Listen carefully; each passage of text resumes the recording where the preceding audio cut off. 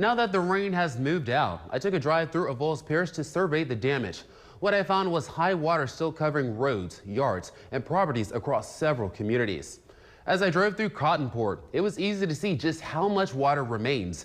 Bayou Rouge was swollen well beyond its normal levels following Thursday's heavy rainfall.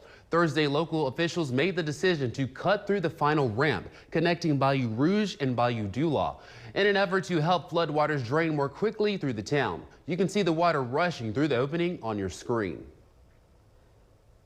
From there, I headed to Plocheville, which appears to be one of the hardest hit communities in the parish. Several homes and businesses along Highway 107 and 1179 remain surrounded by standing water.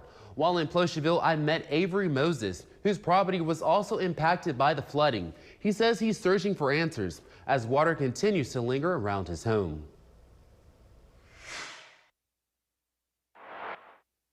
It's bad. That's where I raised my family, you know.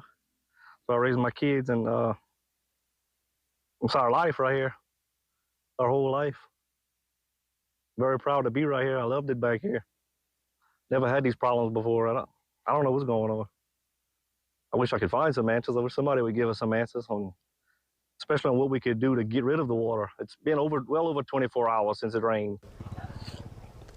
Moses has lived on William Guillory Road since 2011. The water around his property is so deep that we had to use a boat to reach his home and assess the damage. The Avoyelles Parish native says he does not have flood insurance because his property is not located in a flood zone, and he never expected to face flooding of this magnitude. You can hear more of his emotional story tomorrow night on Saturday's Night Side.